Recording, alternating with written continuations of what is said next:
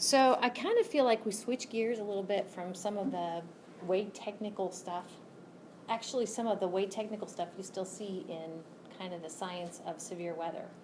But we're switching gears, and first we're going to talk about our sort of severe weather we see here in the Midwest, which is our thunderstorms, and of course with thunderstorms you can get hail and maybe even tornadoes, you know, that sort of thing.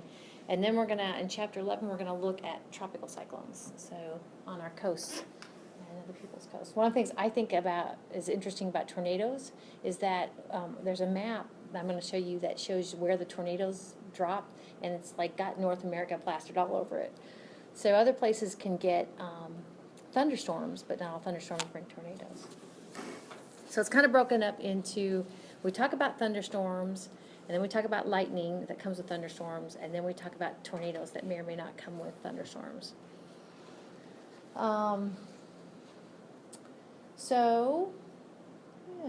The thing about thunderstorms is we said that they're associated with cumulonimbus clouds.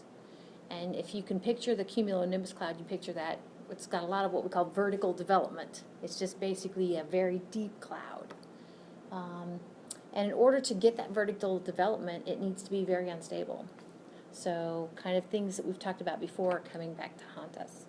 Now I have some videos kind of embedded in this, and this is the first of several.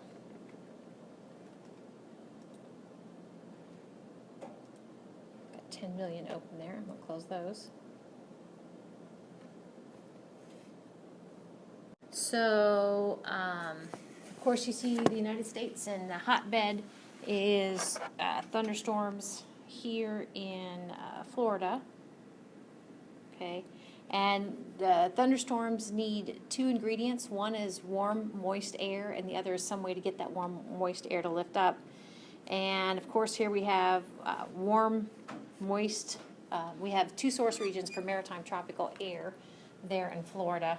Over here, remember, it's just basically kind of, we have a cold current kind of coming down from the north, kind of in a prevailing wind that kind of comes along the coast. So we don't have the conditions that kind of give us thunderstorms out there.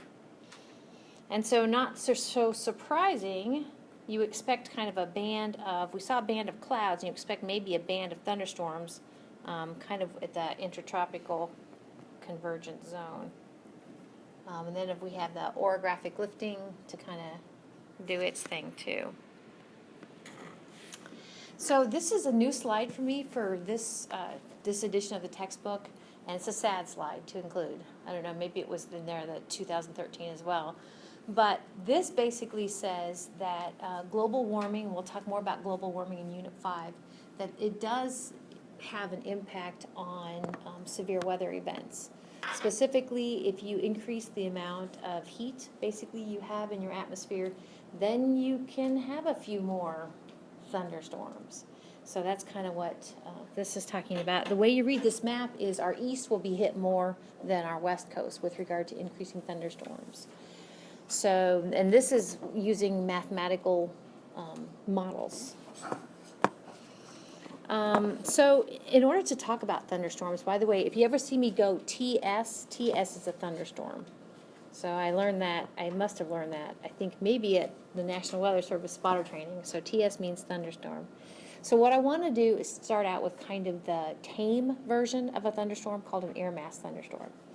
Of course, we need to talk about supercells and all that stuff, but this is just a single cell, simple air mass thunderstorm.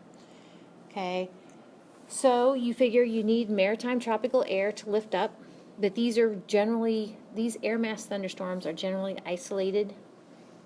Oftentimes they occur just as kind of just a simple, kind of brief little thunderstorm in the middle of the day, because basically warm air has lifted up, kind of that convective lifting we talked about before.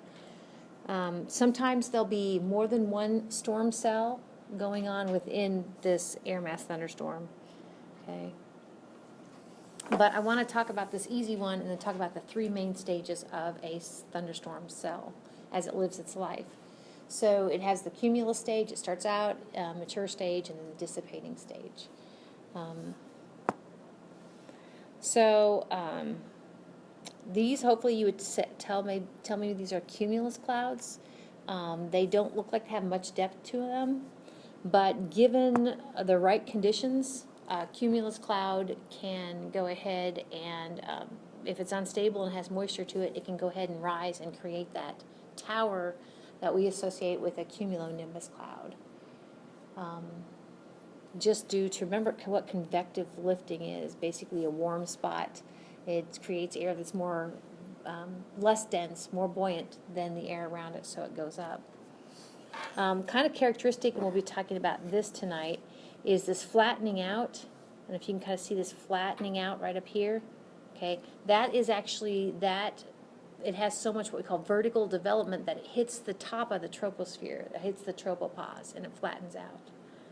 Okay, and we call this actually an anvil. You can kind of see it kind of flattens out ahead. The storm. So sticking with just kind of a simple cell thunderstorm. So this is the convective cumulus. Excuse me. This is the cumulus stage. Cumulus, like from a cumulus cloud. So the red lines in these three drawings you're going to see are all updrafts. So we have it updraft. Okay.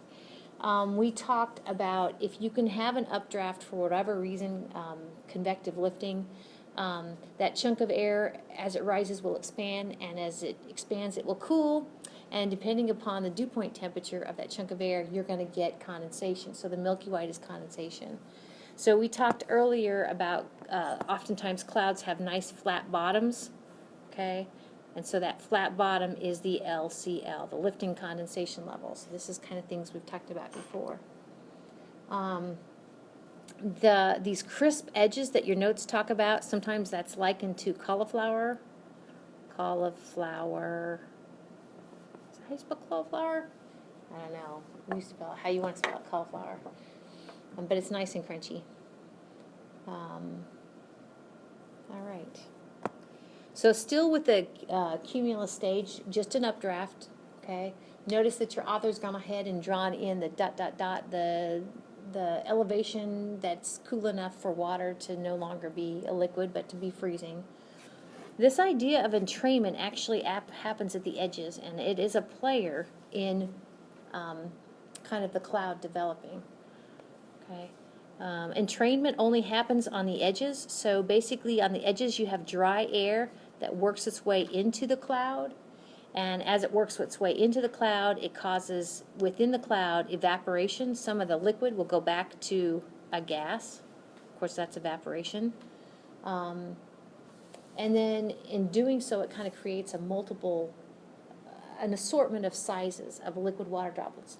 Now, as I was getting ready for today's lecture, I said, do you remember, to myself, do you remember the collision coalescence process we talked about before?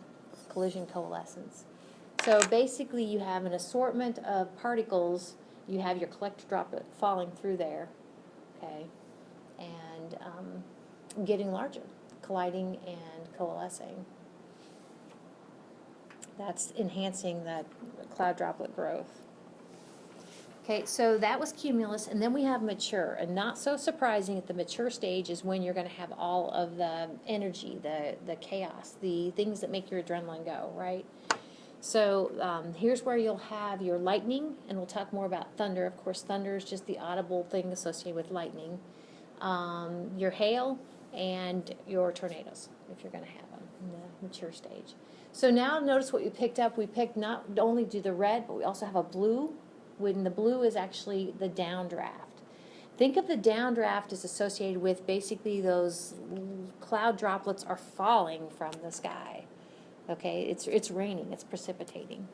So that's where your kind of precipitation shaft is associated with the downdraft. So one of the things about that downdraft, basically it's a shaft of liquid water falling from the cloud, is as it falls, the wind kind of around those cute little rain droplets will actually cause evaporation to occur. And so your rain droplets will get a little bit smaller. But as it evaporates, it requires energy, and so you'll have that evaporative cooling going on. So basically, sometimes when it rains, you're like, oh man, it's cold. Well, it can be cold for a lot of different reasons. One is that actually this evaporative cooling process has kind of made this shaft colder than it otherwise would have been. So one of the things about cold air, we know cold air is more dense.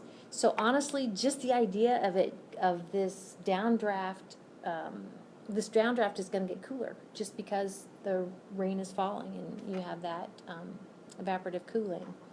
So we're going to talk about a couple of like really intense downwinds, microburst and a downburst, and those are associated with this, the wind with this downdraft. So the updraft and the downdraft, like this says, kind of work together a little bit, but at some point you're going to lose your updraft. Your downdraft is just going to kind of take over. So this is still the mature stage. You can kind of see the anvil kind of forming at the edges there. So the anvil features the top there. So this is the dissipating stage. So hopefully you can see the difference here is now you don't have an updraft. Okay, you still have precipitation, but it's light, and you definitely don't have, we're going to talk about what creates lightning, but what creates lightning is you have to have an updraft and a downdraft, and it's like a friction sort of thing. It's kind of like friction. If you take a balloon and put it on your head, you end up with like static electricity. That's kind of what's happening in the updraft and the downdraft to create a charge separation. So the dissipating stage. So I think this is kind of interesting.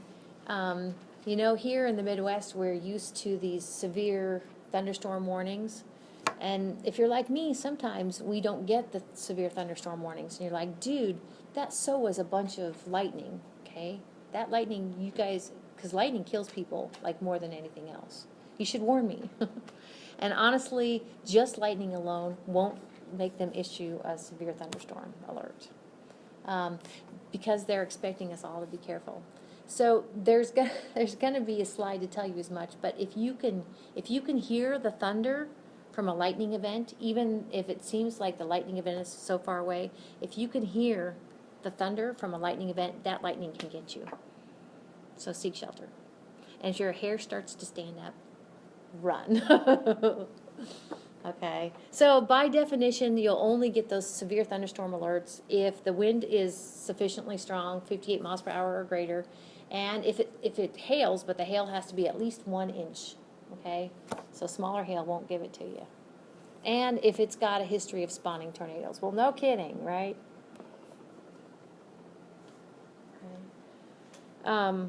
So we're kind of switching gears from our air mass thunderstorm to the title. This is severe thunderstorm.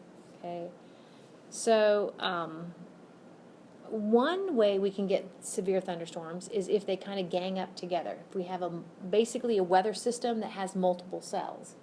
Now, one of the things you need to know about these multiple cells is they go through the same 3 stages we talked about: cumulus, mature, and dissipating. That's what these three. They're kind of these individual cells go through those 3 stages. So this is like, it's not a satellite view. It looks like it was taken from an airplane, I think.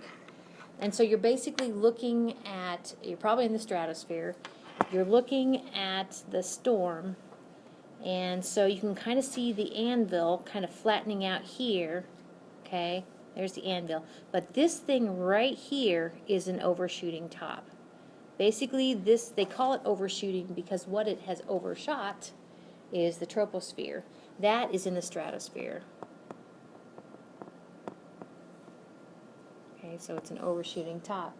So you figure overshooting tops are an indication of a lot of instability. That thing is basically punched through where it kind of shouldn't go. So we can have kind of these sudden sort of thunderstorms, severe thunderstorms, with this sort of temperature inversion situation. So remember, a normal temperature is that it starts out warm here at the Earth's surface and it gets cooler as you go up. So this temperature inversion actually has warm air down here, that's normal, but it has cold air on top of cool air. That's not temperature inversion. Warm.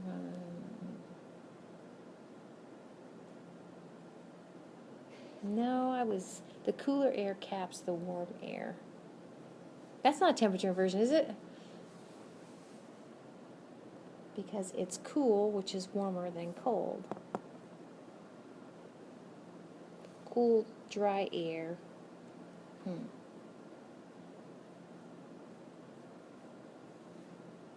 It's cooler as you go up. I don't know. But what happens is that's normal. Okay, maybe there's a... And this actually, what happens is that the warm air down here can kind of simmer, and you kind of see it not rising above the cool air above it. And so in that case, it kind of builds up heat from the sun, and then at some point, basically, it builds up enough heat that it actually pushes through the capping inversion. And as it pushes through, of course, at this point, it is nice and warm and unstable and perhaps even moist, and it can go ahead and give you some severe weather. I have to look at that. I'm not convinced now. So wind shear is actually something we've already talked about. We said that as you go up in the troposphere, the wind gets faster. It gets faster for two reasons. As you go up farther from the Earth's surface, there's less drag, less friction. And also as you go up in the troposphere, the pressure gradient gets stronger. Okay, so wind shear is simply as you go up in elevation, does it change speed and or does it change direction? So that's wind shear. So, but there's a difference between normal wind shear and crazy wind shear. So let me kind of go ahead and show you that. Have you ever watched the clouds sometimes, and even the low-level clouds look like they're booking along? Okay, so that is strong wind shear. So that would look something like this. A strong wind shear. So, well, I'll put normal first. Here's normal, where the length of the arrow says how fast the wind is blowing. So that's normal. If you have a lot of wind shear, it looks like this.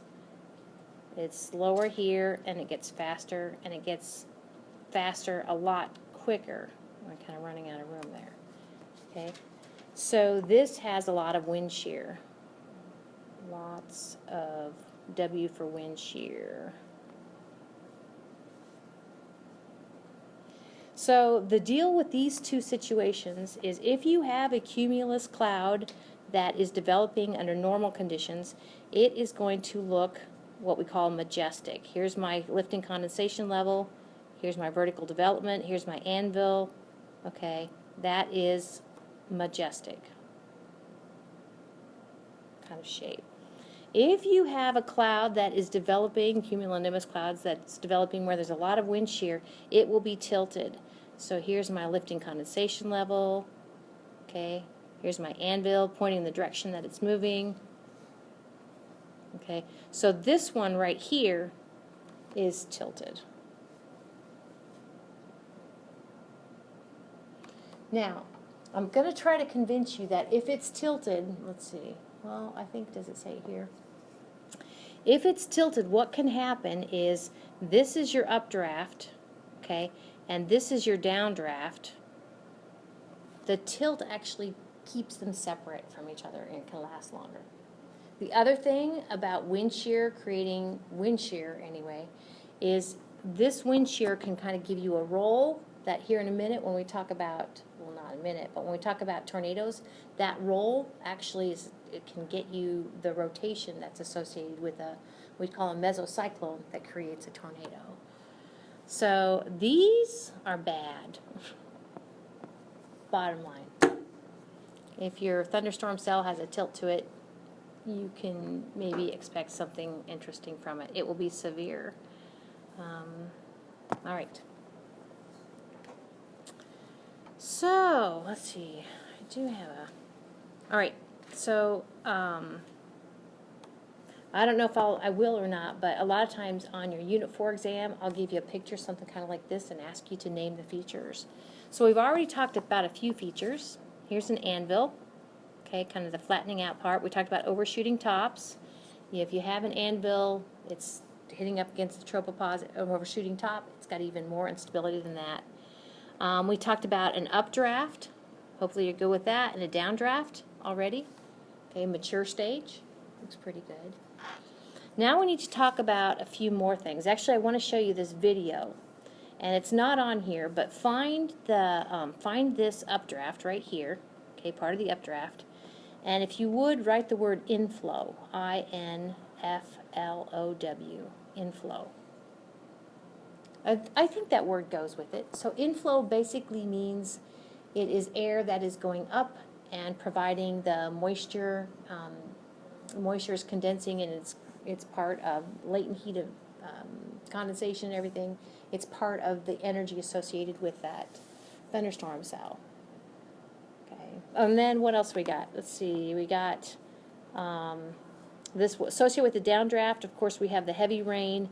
And I talked about with the downdraft, you have a cooling effect, and so actually, it actually makes it even more to want to come down and create a downdraft. So I guess one other thing, and not to be confused with the inflow, I want you to pay attention to the gust front. Now this is kind of one. Have you ever been like sitting on your front porch?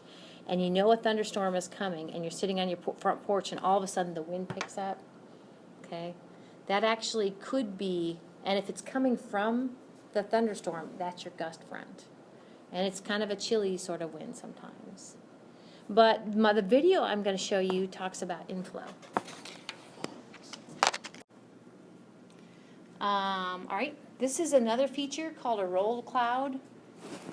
And it's created kind of on the edge where it's a part of the cumulonimbus cloud that kind of gets stuck between the downdraft and the updraft, okay? The gust front and the inflow. And here's a photograph of a roll cloud. Look kind of like a roll cloud. Mm-hmm. Okay, so basically you have your gust front, okay, and your inflow going up and over, creating the roll cloud. All right. So we talked about just your typical air mass thunderstorm. Oh, look at how blue those skies are, you guys. So that's east, though, right? So they're pretty. It's just striking because the sun finally came out, and that's pretty. So we talked about the normal one. We talked about what's associated with severe weather. Now there is this other type of cell called a supercell, and I bet you've heard them talk about it on the weather, or on when we have severe weather. A supercell is not a regular cell. It's larger and lasts longer. Supercells you can count on bringing severe weather. Okay, supercells bring severe weather. Remember a minute ago when I talked about the wind shear and the tilted thunderstorm cell? Well, this is kind of come up that basically, well, forget, that's not right. Yeah, I guess I didn't want to say that. In the center of a supercell is this large rotating object called a mesocyclone. And the thing of the mesocyclone, it's in red there, is kind of this blobby sort of, and it will go counterclockwise, kind of around a potential low down here. This sort of rotation actually is what may or may not ultimately spawn a tornado. So here finally we have our first glimpse of a thunderstorm cell with a tornado. So if you look, you can actually find the same features that we've talked about. Okay, so we have, let's look for the updraft. I guess the updraft is in red still. And the downdraft, so here's the updraft, the downdraft, and the mesocyclone makes the downdraft wrap around the updraft. We still have the anvil, we still have overshooting tops. Okay, and here we have a cute little tornado. Gust front. Supercell. So this is a satellite image of 3 supercells. You can kind of see the individual markings on the overshooting tops. 1, 2, 3 supercells.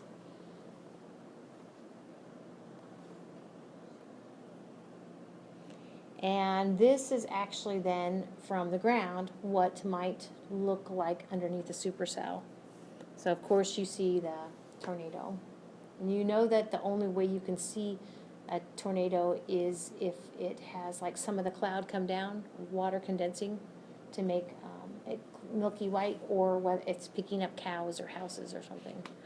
And you can see the debris. So normal cells, severe thunderstorms, supercells, and now we're going to look at how the cells can actually be sometimes organized, like a system with multiple cells. And like I think I said before, these cells will live their lives, the 3 stages we talked about before, but they'll be in different points of development. So you'll have one cell die and another cell live, take off where it left off, kind of. I want to talk about 2 different weather systems that have multiple thunderstorm cells. A Squall line of thunderstorms and a Mesoscale convective complex. So the Squall line actually is a weather front. And we talked about cold fronts are great at lifting, hugging the ground, and cold air hugging the ground and lifting the warm air in front of it. And dry lines are great also at creating severe weather along a boundary of, and it's on the next slide to remind you what a dry line is. Dry line is they're both warm air masses, but one is dry and one is moist. So this actually is, the green, or the colors are showing you precipitation. So this would be a squall line of thunderstorms, and it can cover the whole length of the United States and last for a long time. Not necessarily related to squall lines or multi-cell thunderstorms, but here are these molasses clouds we talked about before. They're kind of that pouchy looking thing underneath the anvil of a thunderstorm. All right, so just to remind you about what dry lines are. Dry lines, like I said, are 2 air masses coming together. We have a dry, warm air mass, continental tropical, and then we have a moist, warm air mass. And where they meet is a dry line. So this dry line actually spawned 55 tornadoes. I'm not sure what year that was. But again, like we talked about before, you can tell it's a dry line, and I think you guys had a homework if you look on either side and look at the dew point temperature, which is that bottom number. Okay, so this is really moist over here, not far to go to reach condensation, and this is really dry over here. Storm chasers. So that was the squall line of thunderstorms, all kind of lined up in a row with the same lifting mechanism. Mesoscale convective complexes are like a blob. So basically within a blob, kind of a circular blob, I think, you have these cells that live their lives. So mesoscale convective complex can go from a half a day to several days. They generally begin in the late afternoon and might reach their peak in the evening near dawn. So this is showing you a mesoscale convective complex. Okay, of course the red there. Now this is not radar. This is actually taken with a satellite, and it's looking at thermal imagery. So the red, bright red there actually is cold. And then the yellow is a little bit warmer, and the white is even warmer. So basically they're saying that those are overshooting tops. You've basically got the, it's unstable and expanding and cooling to give you those cold overshooting tops. So mesoscale convective complexes might look something like this, where you can kind of see, and I think one of my slides said a minute ago, if you want to know how many cells are moving, and actually I think they talk about this at the training, the National Weather Service training, if you want to know how many cells they are, just kind of count the tops, okay? So if you can kind of count the tops as kind of the different cells that are working. So you can kind of see how they live their lives, and then one kind of, the most mature one is over here, dissipating cell on the right. Cell number 2 is somewhere in between, and cell number 3 is just cumulus to start out, and then it kind of matures through, if that makes sense. So mesoscale convective complexes, MCCs, mesoscale. Mesoscale meaning relatively large, about the size of a state of Iowa, I think I said. Convective, as in convective uplift. Complex, as in there's multiple cells kind of complex together, I guess. So now in the previous chapter we talked about 2 jet streams. We talked about the subtropical jet and the polar jet. And this is actually another jet stream that actually can, at certain times of the year, provide warm, moist air in the evening to make these mesoscale convective complexes do their thing. I know many evenings you go to bed and you're like, oh my gosh, it's going to rain tonight, isn't it? Or it's going to storm tonight, not just rain. Okay, so associated with the downdraft are these kind of what we call a vertical wind.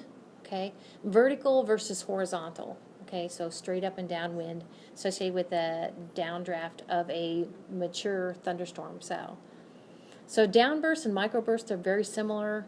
The downbursts just are a little bit larger and last a little bit longer. Okay. So actually, this is like one of those special boxes for Chapter 10 that your author set aside to talk about microbursts and downbursts. But they have in the past played havoc with airplanes as they take off and land. And this is kind of what that looks like. If the airplane is already on a trajectory to land or trying to kind of get itself up, and it comes across, you can kind of see on the left these straight line winds. It will try to correct, and if it didn't anticipate it, then it doesn't correct maybe, and there's an issue. Or if it overcorrects, there could also be an issue as it flies out. So I went out, I must have read this in, I don't know if this textbook or a previous textbook, but I had heard that Ronald Reagan, when he was president aboard Air Force One, had a close call with a microburst. So today I went out and did a little bit of Googling and came up with this article. Okay, so they celebrated, 40 years of, in 2013 of Ronald Reagan survived this. I think if you read this article, it talks about just 6 minutes before this wind gust, it says hit the airport, he had landed, so he was safe.